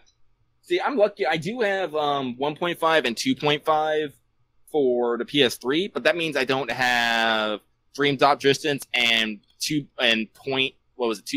Yeah, 2.8 the final chapter. Yeah, final chapter. Or is it called the final prologue? I don't remember. Yeah, the final prologue. It's like, Kingdom oh my god. For such a simple and clean... Yes, I made that pun. Oh, you bat. But considering how that series started as just a straightforward PS2 RPG, a team-up between Square Enix and Disney of all people, it has turned into such a clusterfuck. It's a big thing, though. People are fucking hype. Well, and I am ready. And to be real, the game looks fucking. To be real, like the game looks amazing. Well, there's one thing I'm gonna add to this. I hope to God they have the original Japanese audio, because listening to Riku right now, I'm not Riku, Sora right now. Actually, I'll say Riku too. Just a little. I don't know if I can go all game listening to that. Seems a little. I don't know. I feel like it's because they took so long, they lost a lot of their power and their contracts for their professional voice cast. Because the original voice cast was like super full of actual like real deal people. Oh yeah. Because they had Disney behind them, so they were able to hire like serious actors, not just voice actors, but actors to do some of the voice lines. Oh yeah, but if I remember correctly, Sora was Haley Joel Osment. Yep. And then you had the lovely switch where Haley Joel was not in puberty when Kingdom Hearts 1 came out, and he definitely done it when Kingdom Hearts 2 came out, but it worked. Yeah. And then but then you had the weird thing where they went back and did Chain of Memories, and his voice had already changed. It's like, But who cares? We get to play Chain of Memories. Yeah. But, like, that's not all. I'm not done with, like, all these video game releases. Like I was saying earlier, February 15th, Caligula Effect Overdose. Like, I don't know about you, I'm probably not going to get done with Kingdom Hearts 3 in fucking 2 weeks. Yeah, no. Then February 22nd is the projected date for Anthem. Real talk, I almost fully expect this is going to get pushed back. Well, there are a fuck ton of games coming. Yeah. Like, Days Gone, which has been teased for the past 2 years. You know, post-apocalyptic biker gang kind of guy going on. 22nd. Metro Exodus, also February 22nd.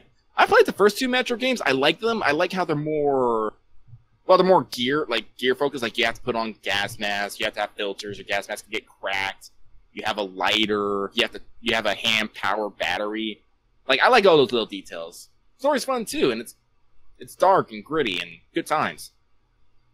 And then the last one for the PS4 side is 3/15 Tom Clancy's The Division 2. This one, like another one that's I'm kind of like, maybe, because I played the fuck out of Division 1. Not as much as some people, but I mean, you gave it its shot. Yeah, I gave it a good shot, and I enjoyed it, but I picked it up thinking that they were going to put more effort into the story as development went on. They did not do that. Instead, they focused more on PvP and side stuff. I think what the best way to think about it is they focused on what people seem to be actually doing, which was they felt like people were trying to challenge the highest level content, because that's naturally what you do in a lot of these MMO type games is you keep doing the biggest stuff and you want to do more big stuff. So they built systems that people could go in to play that, but that doesn't necessarily help the game universe any. You know what I mean? Yeah, like once you beat the final story mission, nothing really happens after that. You might get like the side consequences kind of hints at something, but no, like that's it. That's happening. You get this kind of ambiguous ending. There's no like actual conclusion where you feel that there should have been. Like some people, and it has, I think, if I'm remembering rightly, it has a very typical like MMO main story or big multiplayer story finish boss. You just fight a helicopter, right? Yeah, that was the last thing, but that wasn't the last mission. The last mission, you basically go back, you find the corpse of the guy who deployed the virus, and he's just all like, he tells you his reasons for why he did it. Then the big bad is fleeing up north, and you're supposed to go pursue him, but you don't. Well, obviously, because you can't leave New York. We have to build a whole different game for you to leave New York. Only guess what? Yeah, you're not. So it's just like, you're going south. You're going to DC. Yeah, so I'm like, I don't know. But as I said, I really did like the game, like playing it. Like, the core gameplay loop was getting fun. from the beginning to the end, that was fun. But once you just hit end, I'm like, now it's just nothing for me to do, but there's nothing for me, like there's nothing entertaining for me to do. Well, guess I better go dick around in the dark zone. Oh, wait, I don't want to do that, because that sounds terrible. It's like, to explain another facet of me, I'm not a person who plays to get competitive about shit. I don't want to play competitively. I just want to I'm here to have a good time, okay? I mean, I'll say this. I don't mind a good competitive setting, but it has to be in the right context. Like, the dark zone is not it. Like, I'm trying to get, if you're trying to fight off a bunch of mobs and some dick decides to come around the corner. Yeah, no, that's not great. That like if you're gonna do PvP, do PvP. Like, do like an Overwatch type thing. Like, do a whole team comps and you're doing the objectives and stuff. And like, theoretically, Overwatch is eventually balanced out some way or another. So like, you're not getting shortchanged, and there's no like leveling system. So it's not like, oh, they just kicked your ass a lot, so you're gonna get beat. Like, all the stuff you get out of Overwatch is cosmetics. So that's good. And even like I like a lot of like Call of Duty though. Hey, I stopped basically, but a while ago because there was an extra free game on PS Plus, and that was Black Ops 3. Oh my god, that game is so terrible. Well, like the multiplayer or the... Well, I haven't gotten into the multiplayer seriously. Like, some of the mechanics are okay, but it's like, gameplay-wise, it's so busy. It's like they realize... And obviously I skipped a couple, but I did not actively play, but I know kind of how, like, Black Ops, the first one went, where it was like... It was just kind of like it was a different time period things, but it was mostly still just a Call of Duty with, like, exploring different time periods and stuff. I don't know what happened in 2. 3 is just like, so busy. They, like, they were like, oh shit, FPSs have, like, double jumps and wall runs and other bullshit now, and there's just so much shit in it. Like, there's so many interfaces, and there's so many different things you can do with your robot arms and legs. Because, by the way, you brutally get your arms and legs crushed and stuff in the first chapter when you're a normal dude. Oh, really? I didn't know. Yeah. Robots beat you I'm up. one of the guys that... Like, I'm one of those guys. I play Call of Duty for the story. Like, honestly... Well, that's the other thing. The story's... I don't know if I missed something major in 2, but the story's dumb, too. It's like, you're CIA Black Ops cyborg now. Do cyborg things fighting random dystopian future peoples. And I'm like... Yeah, I know. Okay, the set pieces are kind of cool, but it's not executed well. The enemies are all just the same Call of Duty shit with some... Oh, they have, like, sci-fi rotocopter drones now. Whatever. Or turrets. You see, I think, again, like people always calling you about, man, like, when I like that kind of action, I go play Titanfall 2. Exactly. That's like that's what I'm thinking. I'm thinking right now, God, Titanfall is so much better than this. Because the mobility and the extra shit is just so much better tuned. It doesn't feel like they tacked on a bunch of extra shit with, like, mobility and powers and stuff. Like, you can now make robots explode with your cybernetics somehow. Like, it's like they realized, oh shit, FPSs have a lot of extra shit. Let's cram in literally all the extra shit into this one game. And I'm like, God, this isn't good. There's too much. You guys need to pare down your features. Like, I don't know how much of a commercial success Titanfall 2 was. I think it was. I think they said they are actually going to do more Titanfall, so it was enough. Oh, that's good. It was like good. It was a slow starter because it was kind of sandwiched in between some normal big FPS releases. But much like the original Titanfall, I think the fact that it was a good game that has good multiplayer and has a very good story. For a game that did not start with single player in its franchise, it has a very good bring up to it. The story is just so good. That's one of those things that makes me sad about the video game industry, especially big name publishers, is like that overt focus now, like leaning more towards like multiplayer action. Like, and there are only a couple of big franchises who are like, yo, single player's not dead. Like, even though Bethesda is making a multiplayer game, they've gone out of their way to say, no, single player story focus is not dead.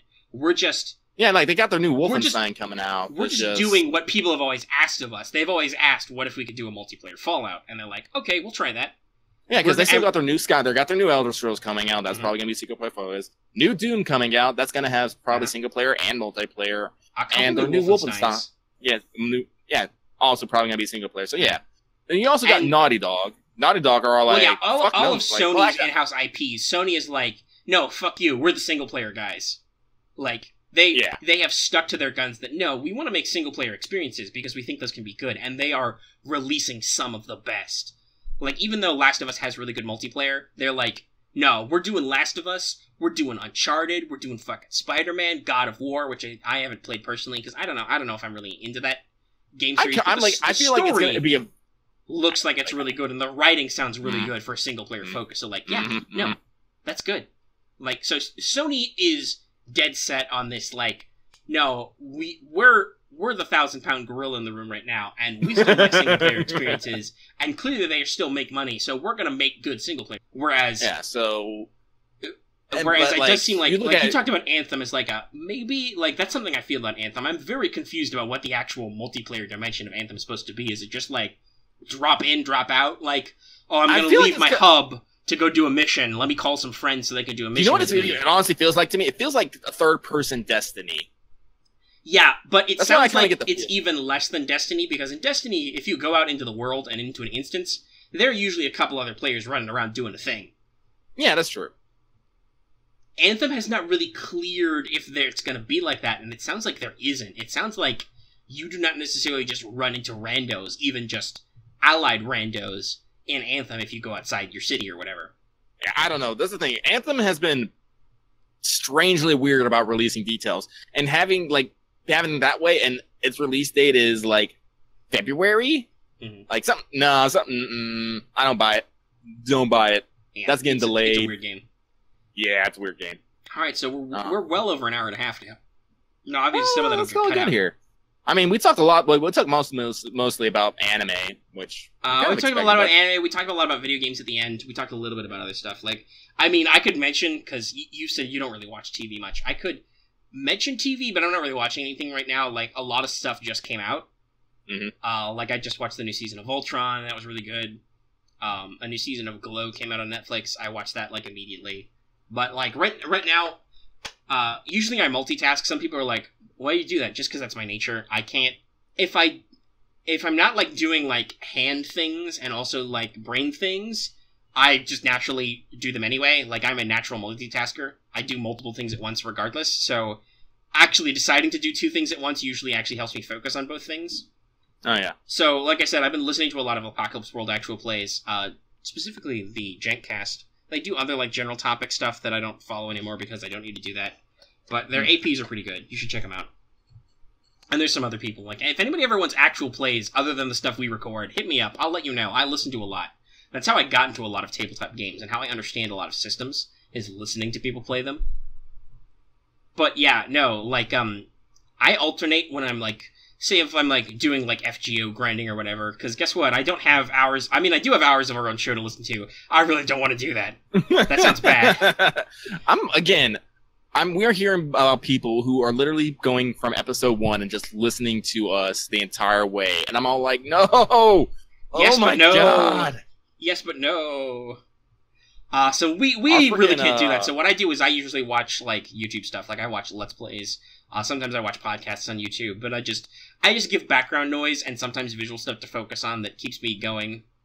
And I only, like, super focus on a video game. Like, if I'm doing, like, a new story chapter in FGO, that's that. That's what I'm doing. I do that. Yeah. Same with video games. But if I'm just, like, killing time, like, I can't just listen to something, and sometimes I can't even just watch something if there's not something else to it, because it's like, I have anxiety, basically, about my time usage, so I'm like, God, there's something else I could be doing right now. So, I don't really have anything to say about TV. The only other thing I think we should mention, because we said we might mention this in both shows, is we are, for our Discord, we're thinking maybe we might need some mods. Yeah, honestly, our, as I'm going to put it, our Discord chat has kind of reached a point of critical mass where we no longer need to be around to generate conversation. And sometimes this conversation drifts, and that's okay.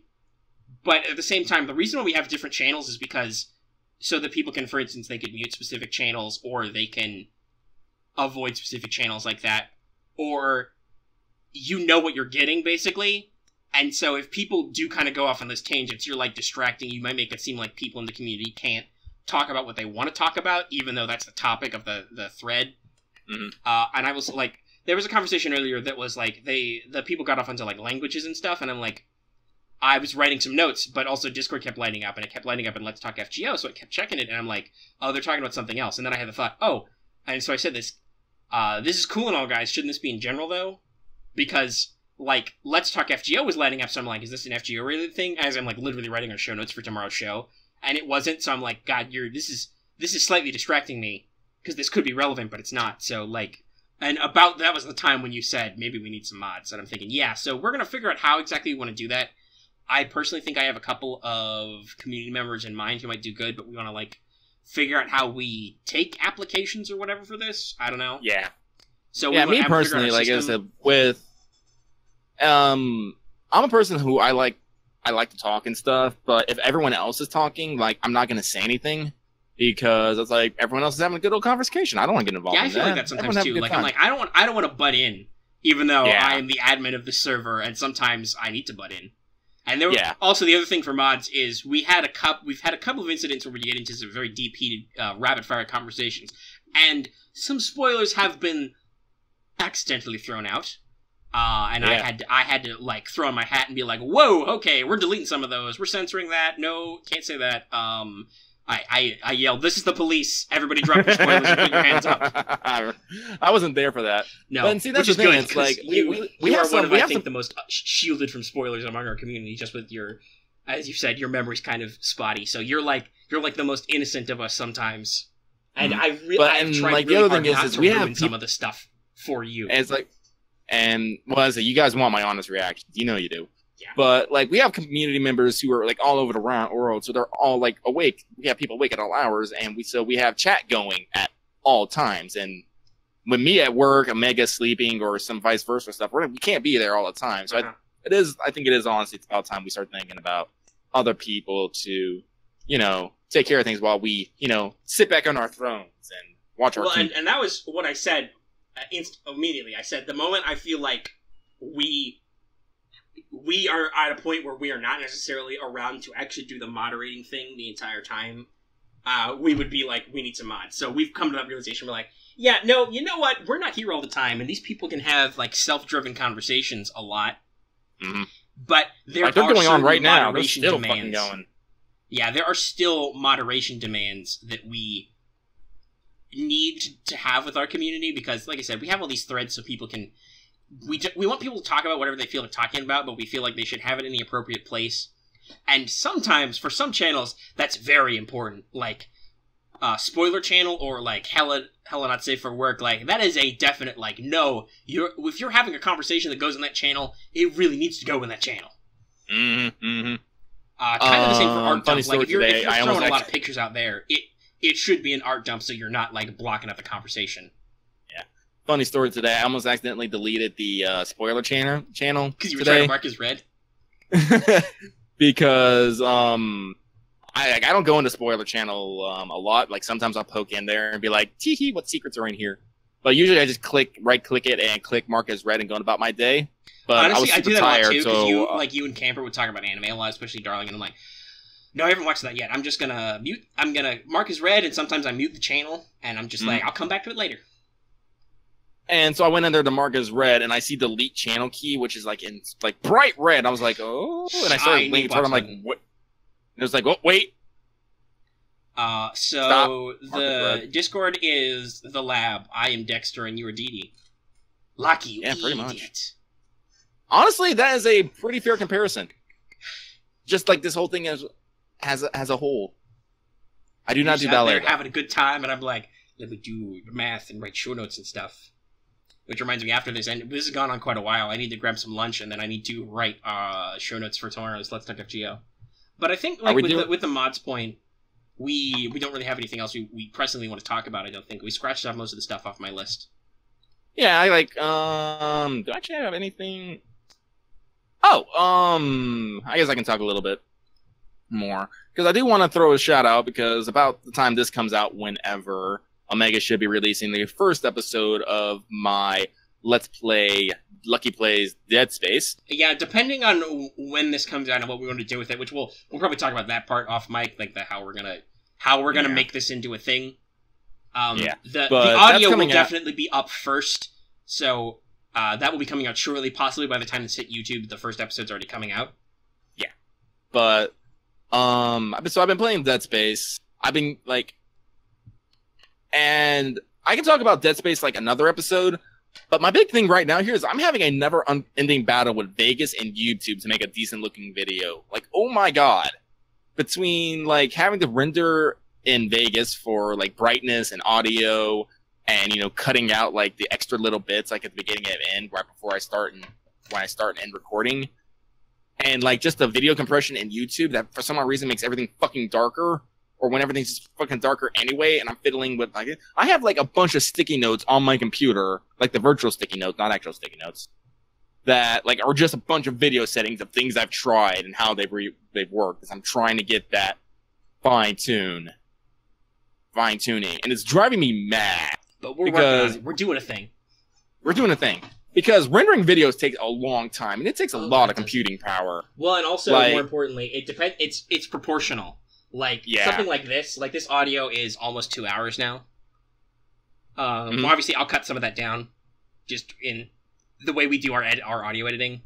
I'll truncate I'll chop a lot of silence out if it's big dead air and stuff.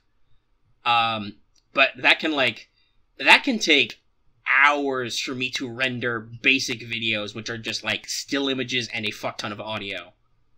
And it takes a lot of computing power in the middle of the day. So, like, honestly, if you ever see a Let's Talk FGU episode posted, and, like, if it's like, this video was uploaded in, like, the middle of the night, I literally stayed up while this thing rendered for, like, 4 hours to post it. Yeah.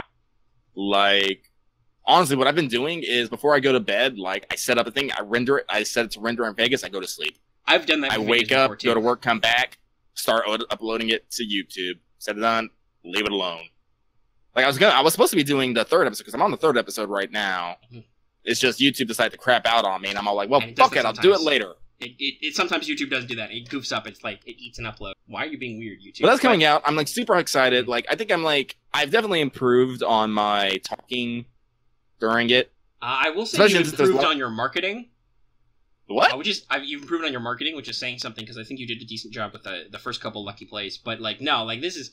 You've, like, been making little clips and uploading them to Twitter and stuff, and, like, the official Twitter. Yeah. I gotta say, I'm super hyped. I could watch them now because they're unlisted, but that would be weird.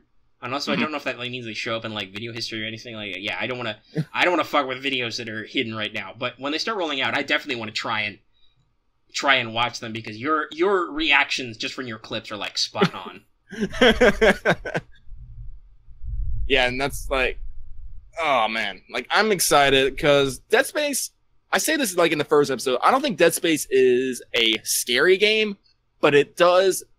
Like, this is another, like, oh god, I kind of wanted to bring this up. Scares.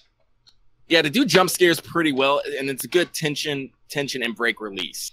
And it's not. It's also, as you play Dead Space, I mean, it's best if you're playing it for the first time, but even if you're not, like, if you're coming back to it, because I've replayed it a couple times.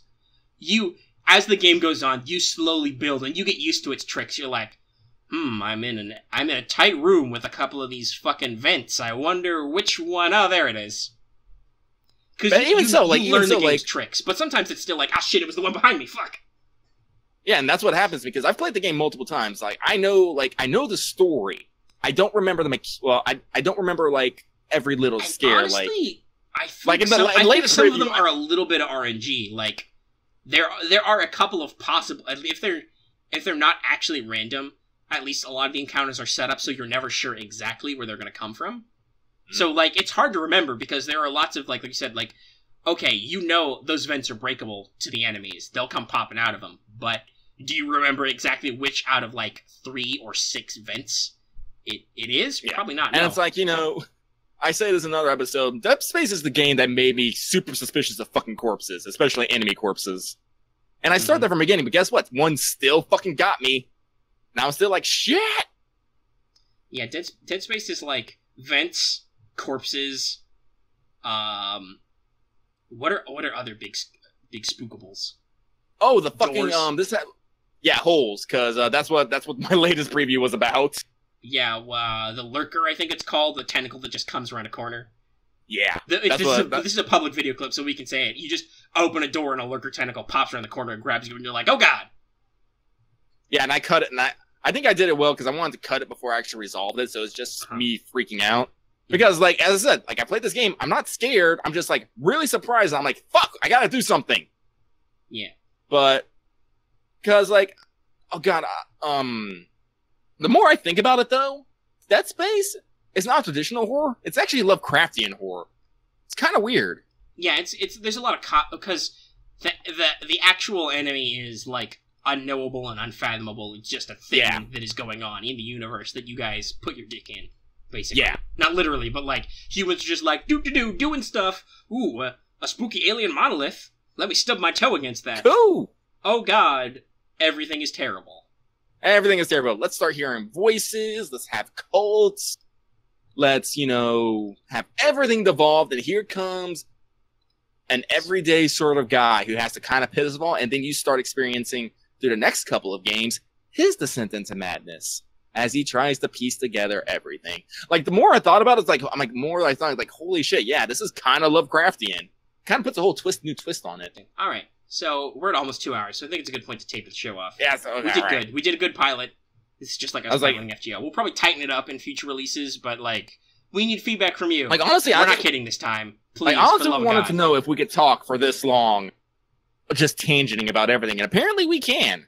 I figured we could, but at the same time, it's good to, like, shake it out and see what happens, because, like, we were like, how long is this going to be? We'll shoot for, like, an hour and a half. 2 hours. Okay, sure. That's how the first episode of Let's Talk FGO went, basically. But, yeah, no. And we will probably, like you said, tighten it up in future, and like I said, for the love of God, give us your actual feedback. Like, do you like this? What kind of topics did you like? Did you not like certain topics? Not just specific feedback like, oh, we said something, you agree, you don't agree, whatever. But, like, this is a pilot. Let us know your feedback on the structure, on the length, like, what do you want? Like, we hear a lot of people who are like, oh, we listen to this, while we grind and whatnot, but then some other people are like, I don't necessarily have all the time in the world, like... So let us know what you think about the length, the content, all that stuff. And for realsies, like, if you're listening to this, if you're here right now, if you actually listen to all of it, let us know. This is a new show. We're probably going to do more of it, but, like, how we do more of it is going to be heavily based on your feedback to this. Yeah. All right, so are we gonna do the outro now? Yeah, let's do the outro. Okay.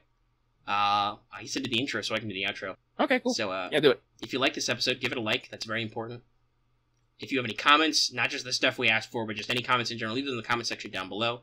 You can also access our Discord, which you mentioned a couple of times. It's growing. Hey, who knows? Maybe you can be a mod on Discord. That's in our description, also. Also in our description, you can check out our Teespring store for merch. I don't know, maybe we'll figure out a shirt that goes with this. Also, you can check us out on Patreon. That's a great way to keep track of our content and support us. That's where you can get this episode in just audio format, downloadable with all your fun, cute metadata tags and stuff. And don't forget to subscribe to the channel if you've not already, and also don't forget to hit the bell for notifications. Those actually matter, and then we'll get you the episode as soon as it comes out. I think that's everything. We will see you next time. Ladies and gentlemen, good night. Or good day, or good morning. Whenever. We don't care.